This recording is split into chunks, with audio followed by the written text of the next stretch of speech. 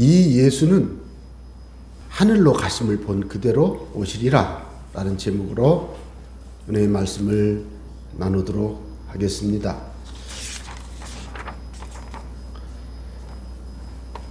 여러분, 예수님의 재림에 대해서 좀 당황스러운 적은 없습니까? 제가 어느 날 교우 여러분들과 몇 분하고 대화를 하는 중에 자기는 예수님의 재림에 별 관심이 없다는 거예요. 그래서 어떻게 목사한테 그렇게 말하는지 나는 이렇게 쳐다봤어요. 왜 그러셨어요? 왜 그렇게 말씀을 하세요? 좀 너무 친하다 보니까. 예수님 오시는 거 좋죠. 그렇지만 지금 삶이 너무 좋아요. 그래서 이 삶이, 오늘날 이 땅에 사는 삶이 그렇게 좋아요? 너무 좋아요. 그렇구나. 저도 그런 면이 있다는 것을 알기 때문에, 제가 종종 어떤 분들이 요즘 삶이 너무 좋아요 그러면 저도 모르게 우리는 세종대왕보다도 더 잘 먹고 살고 있습니다. 예를 들면 우리는 세종대왕이 겨울에 수박을 먹었겠어요? 우리는 겨울에도 수박을 먹는 사람들 아닙니까? 그러면서 오늘날 우리는 너무나도 풍족하고 살기 좋은 시대를 살고 있으니 예수님 꼭 오셔야 되겠습니까? 참, 그래서 그럴 수도 있겠구나. 그래서 제가 사도행전 1장부터 지금 우리 7장을 보는 도중에 8장과 9장을 보는 도중에 제가 지금 11월부터 본문을 약간 다르게 왔지 않습니까? 그런데 제가 1장을 설교할 때 됐고 기억하시기 바랍니다. 됐고 그걸 기억하시면 도움이 될 것 같은데요. 사도행전 속에는 예수님의 재림에 대한 어떤 물밑 흐름이 강하게 흐르고 있습니다. 자, 한번 여러분, 우리가 아스팔트 혹은 시멘트 콘크리트를 걸어서 갈 때 어떤 분이 참 걷기 편하다, 물이 없어서, 예를 들면. 그렇지만 사실은 땅이 더 좋은 거잖아요. 땅을 걸어요. 그렇지만 물이 없고 마른 땅을 이렇게 걸을 때 좋잖아요. 그런데 여러분 아십니까? 그 밑에 물이 흐르고 있다는 것을, 본질적인 부분임에도 불구하고 눈에 보이지 않는 것이 많이 있습니다. 그래서 겉모양만 보면 안 되는 이유가 바로 거기 있는 것입니다. 기독교 신앙의 물밑 흐름 중에 가장 중요한 부분이 뭐냐면, 가장 중요함이라고 표현하기가 곤란하니까, 중요한 것 여러 가지 중에 아주 우리가 무시하기 쉬운 게 하나 있다면 재림에 대한 거예요. 여러분, 오늘 지금 당장 예수님이 오신다면 두 팔 벌려 뛰어나가 주여 하고, 주님, 이게 천국 올라가는 연습, 몸무게를 빼야 되겠죠? 이렇게 주님이 데려간다면 펄떡, 예를 들면 말이죠, 우스개로 그럴 정도로 재림을 사모하고 계시는 분이 계시면 오늘 맛있는 음식을, 상을 주시기 바랍니다. 왜 그렇습니까? 예수님의 재림에 대해서 어쩌면 관심이 있어도 이해가 잘 안 됐어요. 제가 이해가 안 된 걸 보여드리겠습니다. 여러분, 제가 몇 개의 말씀을 보여드릴 텐데요. 오늘은 제가 이 말씀을 해석하거나 설명하지 않겠습니다만 여러분들께서 한번 답변을 해보시기 바랍니다. 이 동네에서 너희를 박해하거든 저 동네로 피하라. 내가 진실로 너희에게 이르노니 이스라엘의 모든 동네를 다 다니지 못하여서 인자가 오리라. 자, 마태복음 10장은 제자들을 전도 현장에 파송하시는 사건이에요. 그런데 예수님이 뭐라고 했어요? 인자가 오리라. 이게 이미 예수님이 오셨는데 재림을 뜻한다고 여러분 이해하시고, 그러면 이스라엘 전도 다 끝났는데 예수님 아직 안 오셨잖아요. 당황스럽죠. 인자가 아버지의 영광으로 그 천사들과 함께 오리니 그때 각 사람이 행한 대로 갚으리라. 이 인자가 오리니 이런 말이죠. 자, 이거 보세요. 이러므로 너희도 준비하고 있으라. 생각하지 않는 때에 인자가 오리라. 인자가 오리라. 그때에 사람들이 인자가 구름을 타고 능력과 큰 영광으로 오는 것을 보리라. 제가 인자가 오리라는 말만 뽑아왔어요. 그래서 예수님께서 인자가 오리라 그래놓고는 제자들이 전도 현장에 나가서 돌아오기 전 인자가 오리라 이 말을 재림할 때 쓰는 말을 마태복음 10장에 썼어요. 과연 인자가 오리라는 말이 의미가 무슨 뜻일까 하는 거죠. 그래서 우리가 신앙생활 할 때 제가 오늘 한번 툭 여러분들에게 새로운 어떤 그 연구할 과제 같은 것을 한번 던져드리고 싶어요. 왜? 성탄절을 맞이하려면 이 정도는 우리가 생각을 해봐야 된다고 저는 생각을 하기 때문에. 예?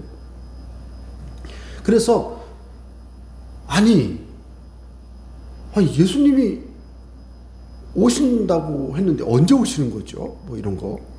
예수님이 오신다면 구름을 타고 오시리라 분명히 말했고 호령과 천사장의 소리와 나팔 소리로 천사장과 나팔 소리로 공중으로부터 강림한다고 하셨는데 과연 그게 어떻게 되는 거죠? 혹시 1992년도에 예수님 믿으셨던 분들 10월 28일 날 밤 12시에 서울 모처에 막 대한민국 사람들 상당수가 모여가지고 막 기다렸잖아요. 예수님이 안 오셨잖아요. 오신다고 해놓고 그 사람들 말대로 하면. 그래서 특정한 날을 정해가지고 예수님을 기다리고 하는 것이 얼마나 잘못됐는가. 예, 이단에 가는 사람들의 대표적인 게 예수님의 재림의 날을 특정하여 정해놓는 거. 그건데. 그러니까 우리는 그거 안 하잖아요. 예. 그래서 과연 예수님의 재림을 맞이하려면 어떠한 그 분별을 해야 될 것인가. 이런 것들을 한번 여러분이 생각을 해보시기 바랍니다. 그래서 어떤 사람이 와가지고는 예수님 재림 이야기를 하고 막 그럴 때는요, 일단은 조심하세요. 왜? 정통교회에서는 예수님의 재림을 들고 가서 전도하지 않습니다. 정통교회에서는 예수님의 십자가 복음을 증거합니다. 그러나 이단에 빠진 사람들은 대표적으로 계시록을 가지고 전도에 도전합니다. 예. 물론 바르게 예수님 믿는 사람도 전도하다가 예수님의 재림을 말씀하실 수 있어요. 잘못된 거 아니니까. 그러나 일상적인 전도 과정에서 재림보다는 보통 하나님의 사랑, 십자가의 죽으심, 뭐 이런 성경 말씀에 대한 부분 이렇게 들어가죠. 자, 그래서 여러분들께서 인자가 오리라 그랬는데, 인자가 오는 것을 보리라 그랬는데, 이때가 언제일까? 이때 이게 오신다는 게 무슨 뜻일까? 아니 이미 그때가 지났는데 마태복음 10장에 보면 그럼 어떻게 이해해야 되지? 우리 교우들은 착하셔서 성경을 읽으세요. 읽다가 모르거든 그냥 넘어가세요. 용감하게. 와, 저는 그렇게 배웠어요. 그런데 저는 그걸 단호히 거부했습니다. 모르겠거든 정지하세요. 많이 읽는 게 중요한 게 아니에요. 안 읽은 분에게는 다독이 필요하지만 이미 알 거 다 알잖아요. 그런 분들은 멈춰야 돼요. 왜? 그 문제를 해결하기 전에는 믿음이 안 자라요. 예? 점치는 거 교회 갔더니 가지 말라니까 안 가. 잘했어요. 예수님 믿는 사람 절 가면 안 된다고 해서 안 가서 잘했어요. 그렇지만 잊지 마십시오. 왜 안 가야 되는지 자기의 말로 표현하고 다른 사람에게 설명할 수 있을 만큼 그 부분에 대해서 연구해서 성경적인 태도를 가져야 되는 거죠. 그런 관점에서 저는 그 10여 한 달간 예수님의 성탄을 기다리면서 재림과 관련한 주제를 다루려고 합니다. 그래서 사도행전 1장 설교할 때 제가 다루지 않았던 재림의 부분을 오늘 말씀에서 다루려고 여러분들에게 약간 좀 이렇게 좀 걱정스러운 이야기들을 좀 했습니다. 그래서 자, 우리가 이 본문 말씀을 이미 다 이해했습니다만은 이스라엘 나라를 회복하는 그 때가 언제인지 알기 원하는 제자들이 질문하니까 예수님이 됐고 신경 쓰지 마라. 야, 그때가 몰라도 돼. 이게 그런 뜻이에요. 때와 시기는 아버지께서 자기의 고난에 두셨으니 너희가 알 바 아니요. 이 말은요, 됐다니까 이런 뜻이에요. 누가 그런 말씀을 씁니까? 어머니나 어른이, 철부지 같은 애기들이 4살 5살 먹은 누가 와서 아빠 이건 어떻고 저건 어떻고 막 그러면 됐어 저리 가. 그럴 때 그 나쁜 뜻으로 받아들이면 안 돼. 알았어요. 예를 들면 김장하시는데 막 와가지고 애기가 와가지고 엄마 왜 이렇게 고춧가루를 많이 넣었어? 막 그러면 얼마나 기가 막히겠어요, 그죠? 그러면은 얘야, 됐어 이렇게 되는 거 아니에요? 처음에는 이렇게 하다가 그러잖아요. 이 분위기가 그렇다고 제가 말씀드렸죠. 그 정도로 이스라엘 나라 회복의 때를 질문하는 제자들의 질문에 예수님은 별로 기분이 안 좋았어요. 예수님 3년 반 동안 그렇게 가르치고 가르쳤던 하나님 나라에 대해서 묻지를 않으니까 이 제자들에 대해서 예수님이 별로 기분이 안 좋았던 것 같아요, 제 생각에는. 그때 예수님이 성령 임재와 권능 그리고 증인됨에 대해서 말씀하시고는 하늘로 승천하셨습니다. 그때 승천하는 그 제자들에게 옆에 서 있던 흰 옷 입은 2사람이, 이거는 모든 성경학자들이 천사라고 해석을 합니다. 천사가 이야기를 했습니다. 갈릴리 사람들아, 어찌하여 서서 하늘을 쳐다보느냐? 너희 가운데서 하늘로 올려지신이란 말은 예수님이 스스로 올라가신이 아니고 성부 하나님이 하늘에서 성자 예수님을 데려갔다는 의미예요. 올려지신 이 예수는 하늘로 가심을 본 그대로 오시리라. 사람의 모습으로 가셨죠? 구름 사이에 가리워 보이지 않더라 그래서 계시록 1장 7절 볼지어다 구름을 타고 오시리라. 예수님 그렇게 나오잖아요. 구름을 타고 오실 예수님에 대해서 계시록 1장 7절은 말하는데 여기에서 가심을 본 그대로 오시리라. 그래서 이 말씀을 통해서 우리가 볼 수 있는 것은 예수님의 재림하실 것을 천사들이 명백하게 선언했다는 것이 명백하게 선언했다는 거예요. 그래서 예수님의 십자가 죽음의 사역과 부활과 그리고 기도하는 제자들에게 임하신 성령 그리고 그 성령의 권능 주심을 통해서 예루살렘 전도, 이제는 사마리아 전도, 이제는 갈릴리 전도, 이제는 흩어진 나그네들이 이방 땅 전도, 결국은 땅끝을 향하여 나가는 복음의 전파가 사도행전의 28장까지 기록되어 있습니다. 그런데 그 모든 사역의 배후에는 땅 밑에 물이 흐르듯이 그 성경 말씀 배후의 밑에는 예수님의 재림에 대한 소망을 깔고 있다는 사실을 저와 여러분들이 오늘 마음에 새겨 두시기를 바랍니다. 그래서 왜 제자들에게 이 천사가 이렇게 가심을 본 그대로 오시리라라고 선언했는가? 뿐만 아니라 예수님이 그렇게 천사가 말을 해도 이미 올라가셨지만 다시 내려오셔가지고 아니요 그게 아니라고 예를 들면 그러시지 않잖아요. 왜요?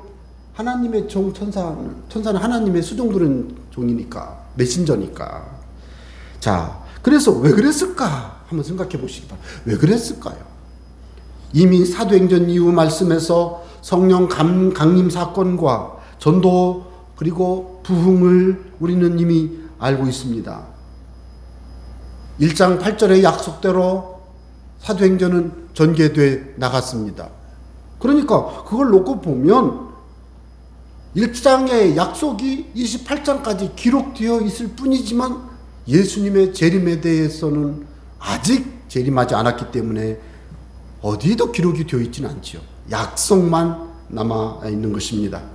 그래서 우리는 예수님의 재림을 기다리고 있습니다. 2000년이 지난 지금도 기다리고 있습니다. 그래서 예수님의 재림은 우리 예수님을 믿는 사람들의 신앙의 아주 중요한 기초다라는 것을 저와 여러분의 마음속에서 새겨두시기를 바랍니다. 그래서 예수님의 재림을 기다리는 성도의 신앙을 재림신앙이라는 말을 하죠. 재림신앙 혹은 종말신앙. 그래서 우리는 항상 예수님의 재림을 생각하면서 신앙생활을 해야 되고 그렇게 살아가야 된다 하는 것입니다. 그래서 저는 성탄절을 바라볼 때 성탄절이 뭐예요? 이렇게 질문하고 싶어요, 여러분들께. 예? 성탄절이란 뭐예요? 성탄절은요, 연습이에요. 연습. 그러면 설명해봐요. 그러겠죠. 성탄절은 해마다 성탄절 때 예수님의 성탄 출생을 경배하고 찬송하고 예배하지만 다시 오실 예수님의 재림을 맞이할 것을 연습하는 거예요. 그러니까 아기 예수님이 2000년 전에 태어나셨는데 뭘 우리가 또다시 생각할 필요 없잖아요. 이미 이루어졌으니까. 그러나 교회력에 성탄절을 넣어놓고 성탄절에는 예수님의 인간 되심에 대한 부분을 묵상하면서 감사하면서 경배하지만 또 한편으로는 이 땅에 아기 예수로 오신 그 하나님의 아들 그리스도가 이제는 승천하시던 가심을 본 그대로의 모습으로 다시 오실 그날이 바로 마지막 크리스마스가 되는데 그 마지막 크리스마스를 연습하는 게 저와 여러분이 성탄절에 아기 예수님의 탄생을 경배하고 찬송하고 예배하면서 하는 거예요. 그래서 여러분 12월 한 달은 예수님의 재림을 맞이할 연습을 하면서 성탄절을 준비하시는 여러분 되시기를 바랍니다. 뿐만 아니라 우리의 삶에서 아기 예수님의 성탄을 경배하고 찬송하고 그리고 재림하실 예수님을 기다리는 그 신앙 속에서 살아갈 터인데 어떻게 살아야 될 것인가? 예수님의 재림을 기다릴 때 우리는 어떻게 살아야 될 것인가 하는 부분들을 살펴보고 우리의 신앙생활에 참 공고한 든든한 신앙의 자리에 설 수 있게 되기를 바랍니다. 여러분 예수님의 재림을 기다릴 때 첫 번째 해야 될 게 뭐냐? 성령 받는 겁니다. 저와 여러분은 이미 성령 받으신 줄로 믿습니다. 우리를 향해서 너희가 하나님의 성전인 것과 너희 안에 하나님의 성령이 거하시는 것을 알지 못하느냐? 이미 우리 안에 성령이 계시잖아요. 성령이 아니고는 예수를 주시라 할 수 없느니라. 우리는 이미 예수님을 주님이라고 그랬는데 내가 주님이에요, 예수님은 나의 주님이에요 라고 말씀드릴 때 이미 내 안에 계신 성령이 내 마음에 감동을 주셨고 그 고백을 할 때 고백을 할 수 있도록 마음에 용기와 담대함을 주셨어요. 예, 어떤 사람은 고백을 못합니다. 못해요. 예, 왜 못해요? 원리적으로 말하면 성령을 안 받아서 못하는 거예요. 성령이 아니 계시니까 구원받지 못해서.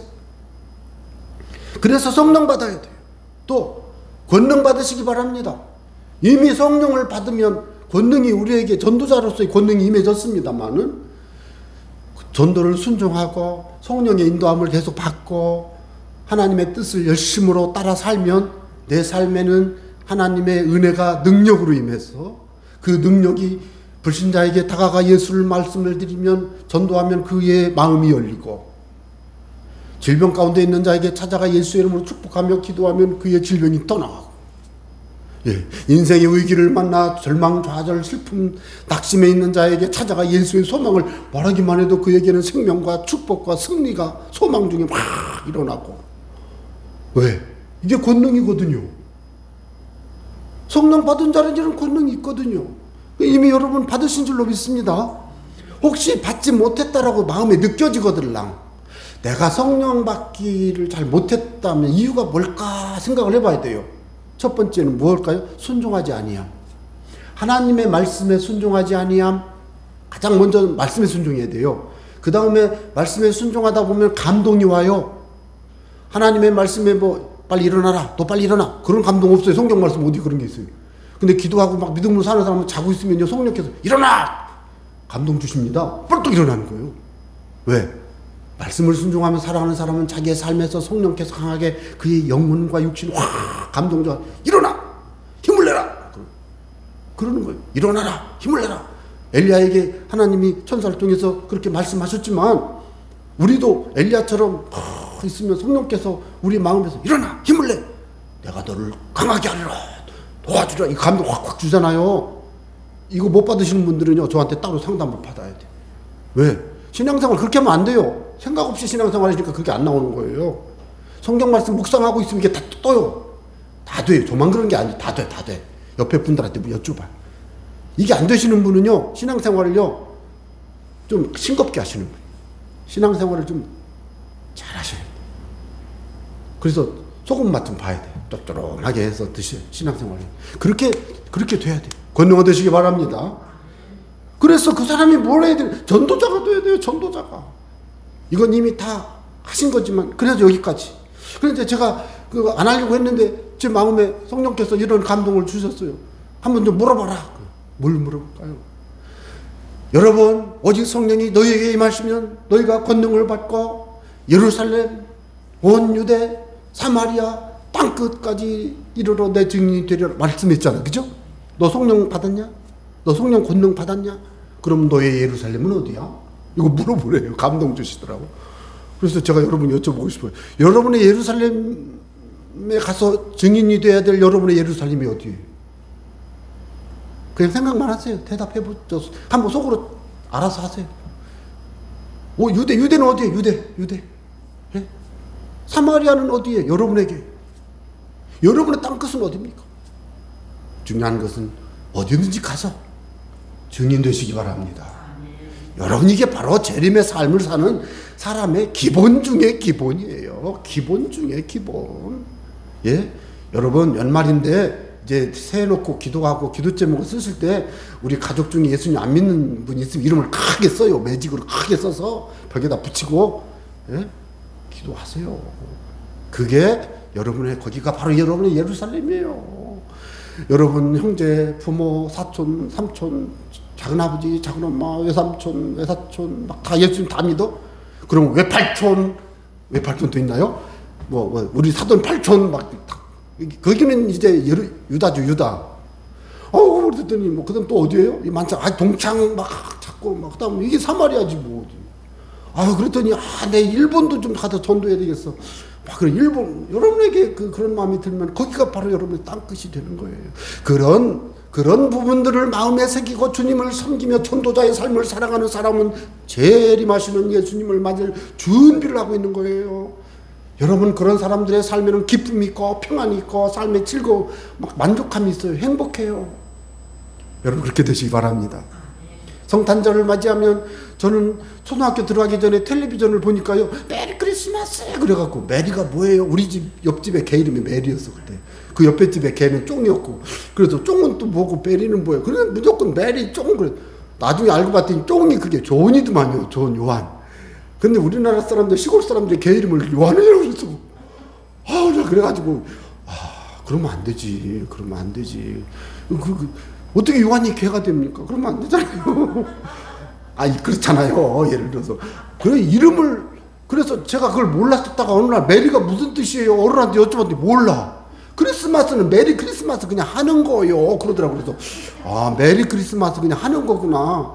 그래서 막 가서 교회 갔더니 막 이렇게 티밥 주고 막 그래서 먹고 놀고. 메리가 그게 기쁜, 즐거운 그런 뜻이잖아요. 행복한. 그러면, 성탄절이 행복하듯이 우리의 인생이 날마다 성탄하신 예수님이 재림을 다시 하시고 생각하면 날마다 메리하시기 바랍니다. 그렇게 신앙생활 하는데 전도에서 예수님 잘 믿으면 사마리아 온성이 메리했습니다. 기뻤습니다. 예? 내 삶에 왜 기쁨이 없을까요? 성탄절이 아니라서 기쁨이 없는 건가요? 성탄절을 맞이하는 그 기쁨과 같은 기쁨이 우리의 삶에 나타나려면 예수님의 재림을 준비하는 신앙의 삶을 살아갈 때 가능합니다. 동의하시죠? 그래서 저는 여러분들에게 재림을 맞이할 준비를 하시도록 부탁드립니다. 이 말씀 한번 보시면 우리의 소망이나 기쁨이나 자랑의 면류관이 무엇이냐? 그가 강림하실 때, 예수님이 강림하실 때, 재림하실 때 우리 주 예수 앞에 너희 데살로니가 교우들이 너희가 아니냐.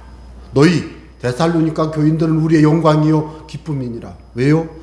바울 사도가 2차 전도여행 당시에 빌립보에서 전도하고 되게 얻어맞았잖아요. 감옥에 갇히고 그랬다가 이제 가요. 그래서 나와서 데살로니가로 갔잖아요. 거기가 전도하고 너무너무 좋았어요. 그때 예수 믿었던 데살로니가 여기에서 교회를 세우는데 그게 바로 데살로니가 교회 아닙니까?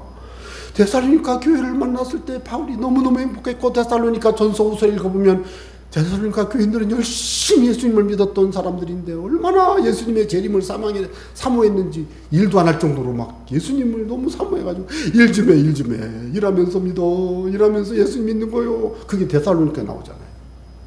그러니까 여러분, 우리가 재림을 소망하지만 일하면서 재림을 소망해야지, 일 안 하고 그냥 하늘만 쳐다보고 있으면 안 된다고. 그게 데살로니가 전서후서에 나와요. 그런데 바울 사도는 재림을 준비할 때 전도의 열매를 주님께 드리려고 준비했습니다. 그러니까요, 저는 지금도 기억나요. 제가 사형리를 하루에 한 사람씩 전도했습니다. 예수님 처음 믿고. 요즘은 이 아저씨가 전도하려고 하면 다 도망가서 제가 전도를 못해요. 핑계 같지만. 그랬더니 제가 아는 목사님은 막 횡단보도에서 막 예수가 소망 들고서 전도하더라고요. 그래서 핑계구나. 그래서 전도를 해야 되는데, 제가 처음 30년 전에 예수님 믿었을 때는요, 하루에 사형리를 한 사람 두 사람 기본이에요. 전도 안 하면은 내가 밤에 잠을 안 잤으니까. 예. 사형리를 외워가지고 버스 속에서 전도하고, 예. 청년들 미팅하러 갈 때, 나갈 때 막 사형리를 다 외워가지고, 여러분 옛날에 그 찻집에 가면요, 약간 우둥충했어요. 글이 잘 안 보여. 그러니까 이거 보여야 읽어줄 텐데. 그래서 다 외웠어요. 전도하고. 그래서 저는 그 사람들 중에서 예수님 믿은 사람들이 나중에 천국 가가지고 이제 심지폭기 할 거 아니에요? 이상규 따라오는 사람 몇 명인가? 홍길동이. 자, 여러분 이름 한번 불러보세요. 쫙 따라올 사람 몇 사람인가 보세요. 여러분의 상급이, 여러분의 천국 맞을 준비가 이건 줄로 믿으시기 바랍니다. 바울이 그랬어요. 그렇게 말을 했어요. 그래서 바울이 평생 전도자로 살았지 않습니까? 이 말씀을 보세요. 오직 성령의 열매는, 예? 9가지 열매가 있잖아요. 이거는 인격의 성숙을 말합니다. 예수님의 성품을 따라 닮아가서 살아가는 것입니다. 여러분, 예수 믿는 분들 좀 변해야 되는데 뭐가 변해야 되느냐? 성품이 변해야 돼요. 제가 성격은 안 변해요. 아셨죠? 그러나 사람이 철이 들면요, 성품이 변한대잖아요. 왜? 그렇게 자기가 성격대로 행동했다가 잃은 게 많아. 자기 마음에 화나는 대로 말 다 하고 그랬다가 친구 다 잃었어요. 그러면서 깨달았어요. 화난다고 다 말하면 안 되겠구나. 참아야 되겠구나. 근데 못 참아 항상. 그런데 교회 가서 예수님 믿고 성령 받고 나서 성령께서 마음에 오래 참음의 마음을 줬어요. 그래서 참아. 이 사람 성품이 변한 거예요. 성격은 안 변해. 성격 같아서는 벌써 난리 났는데 성품이 변했어. 말도 아주 정중하게 세련되게 잘하는 사람으로 바뀌어요. 제가요 40대쯤이었는데요, 너무 제가 절망을 한 적이 있어요. 제가 안 변하는 저 자신을 보면서. 그래서 마음속에 생각할 때, 성경보다는 내 마음속에 생각할 때 아무개 어른들을 보면서 좋아했어요. 근데 나중에 어느 날 그분이 화내는 걸 보고, 저분이 저 연세가 돼도 화를 내는 거 보니까 안 변하는 거구나. 그래서 다시 성경을 다시 봤어요. 그리고 제가 상담 공부하는 사람들한테 물어봤더니 성격은 안 변한대요. 기질은 안 변한대요. 그럼 뭐가 변하는 거예요? 성품, 인격이 변하는 거예요. 자기가 절제하고 자기가 훈련해서 바꾸는 거예요. 여러분을 좀 잘 훈련을 하세요. 어떻게 훈련해야 돼요? 예수님 닮도록. 동의하십니까? 그게 바로 성품의 변화, 인격의 성숙입니다. 그래서 예수 믿는 사람들은 좀 성숙해야 돼요. 이거 아주 중요합니다. 그러면서 주님을 빛내는 자가 되어야 될 것입니다. 하나 더 볼까요? 자, 사람아, 주께서 선한 것이 무엇임을 내게 보이셨나니. 미가서 6장 8절에. 자, 여호와께서 내게 구하시는 것은 첫째, 정의를 행하며. 둘째, 인자. 여기에서 인자는 어질 인자, 자애로울 자자. 그러니까 사랑을 말해. 사랑을 하며, 인자를 사랑하며. 잠깐만요. 내가 이거 안 찾아보고 왔어요. 인자를 빼고 사랑하며. 사랑. 그 다음에 겸손하게 내 하나님과 함께 행하는 것. 겸손하게. 여기에서 저는 강조하고 싶었던 게요, 정의. 자, 여러분, 오늘날 우리 사회가 정의롭다고 생각하시는 분 계십니까? 여러분, 자녀들에게 꼭 가르쳐야 될 게 있어요. 세상은 정의롭지가 않아요. 제가 청소년 한 학생을 상담을 했는데, 이 청소년이 너무너무 화가 났어요. 선생님한테 화가 났어요. 엄마 아빠한테 화가 났어요. 이 사회에 화가 났어요. 왜 그렇게 화가 났냐? 학교 선생님이랑 자기들이 줌으로 공부를 하는데, 선생님이 줌을 잘 못해가지고, 줌이 뭔지 아시는 분 계실 거예요. 영상으로 수업하는 게 있어요. 그래, 자기가 수업하는 너무 힘들다고. 선생님이 어떻게 줌을 몰라가지고 수업을 이렇게 힘들게 하냐고 화가 난 거예요. 그래서 제가 상담하다가 뭐라고 한지 아세요? 아무개야, 너의 실력은 모든 것이 갖추어지고 모든 것이 준비된 상태에서 실력이 발휘되는 게 아니야. 너가 할 수 없어.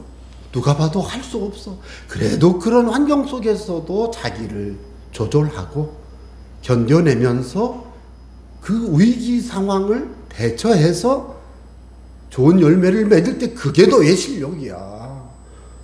그러니까요, 당황하더라고요. 그러면 말은 안 하더라고요. 전화로 했는데 대답을 안 하고, 그래서 일단 끊었어요. 그들은 추가 상담을 아직 안 했는데, 그 청소년에게 내가 그렇게 말하는, 애가 당황하는 거예요. 왜?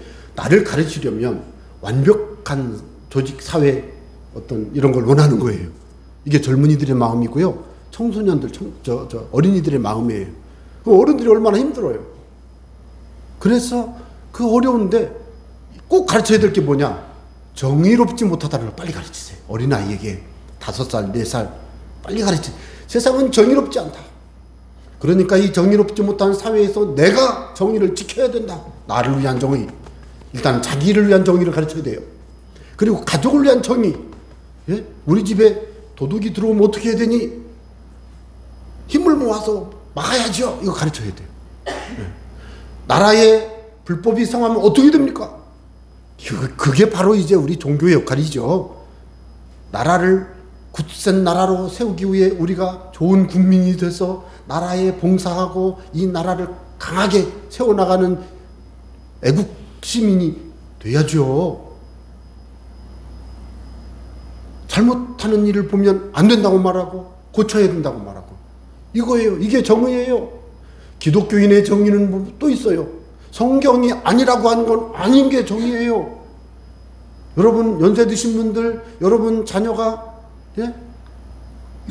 아들 며느리, 남자 며느리 데리고 올 수 있다는 사실을 들어보셨죠? 예?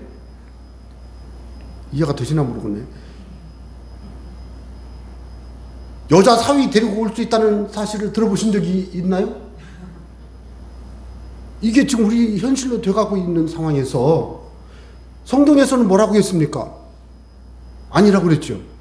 그러니까 우리가 예수님을 잘 믿는 사람이라면 아니라고 말하는 게 정의입니다. 이거 중요합니다, 여러분.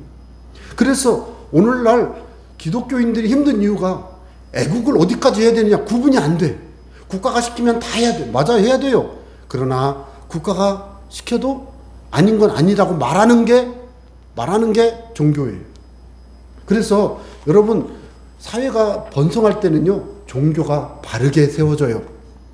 사회가 타락할 때는요, 종교가 타락해요. 바꿔 말할까요? 종교가 바르게 가면 국가가 번성하고요, 종교가 타락하면 국가가 타락해요. 이게 역사에 나와요. 그러니까 우리는 정의를 행해야 돼요. 이런 거예요. 그래서 어떻게 해야 됩니까? 악을 싸워야 돼요. 사탄? 싸워야죠. 맞죠? 물론 사탄은 자기가 짠, 나 사탄이지 이렇게 안 합니다. 다른 걸로 변장하고잖아요. 그럴 때 그걸 기도하면서 분별해서 이겨야 되는 거예요. 그럼 여러분 부탁하는데 남자 며느리 맞이하지 마시고 여자 사위 맞지 마세요. 진심입니다, 여러분. 그래서 저는 우리 애들한테 다 얘기했어요. 딸 사위 안 맞는다고. 아니, 여자 사위 안 맞이한다고 얘기했어요. 이 사회가 지금 그렇게 가니까. 그래서 악을 물리치는 일에 우리가 열심히 헌신할 때 여러분, 이게 바로 예수님의 재림을 준비하는 거예요. 하나만 더 말씀드릴까요? 하나님께 소망을 두고 사시기 바랍니다. 자, 디모데전서 6장 17절, 내가 이 세대에서 부한 자들을 명하여 마음을 높이지 말고 정함이 없는 재물에 소망을 어떻게 해요? 두지 말고 오직 우리에게 모든 것을 후히 주사 누리게 하시는 하나님께 소망을 두라고 그랬어요. 두며 하나님께 소망을 두고 그 다음에 할 일이 있어요. 18절, 선을 행하고, 여러분이 사회에서 선을 행하시기 바랍니다. 선한 사업을 많이 하고, 나누어 주기를 좋아하시기 바랍니다. 베푸시기 바랍니다. 너그러운 자가 되시기 바랍니다. 하나님께 소망을 둔 사람은 너그럽습니다. 잘 베풉니다. 선한 사업을 하고 선행을 합니다. 그러니까 바꿔야 돼요. 천국에 가기 위해서 선행을 하고 천국에 가기 위해서 좋은 일을 하는 게 아니에요. 구원받은 하나님의 백성이고 예수님의 재림을 맞이하는 마음을 가지고 있기 때문에 예수님의 재림을 기다리는 신자로서 하나님께 소망을 둔 증거로 이렇게 살고, 여러분 우리에게 가장 중요한 게 예수님 빼고 뭐요? 생명 빼고 돈이에요. 돈. 맞잖아요. 돈 필요하니까 여러분 돈 관리 잘 하셔야 되잖아요. 그러나 소망은 돈에게 두지 말고 재물에 두지 말고 어디에 두라고요? 하나님께. 와, 이거 중요한 거. 하나님께. 아시겠어요? 돈을 좀 잃어도 하나님을 잡으세요. 이런 자세로 살아가면 성탄절이 기뻐요. 그리고 성탄절에 나눠줄 수 있어요. 성탄절에 봉사할 수 있어요. 그것이 예수님의 재림을 기다리는 마지막 크리스마스를 준비하는 성도의 삶이라고 저는 여러분들에게 주장하고요. 부탁드립니다. 그런 은혜가 이번 12월 한 달간 성탄절을 준비하면서 풍성하게 임하게 되시기를 바랍니다.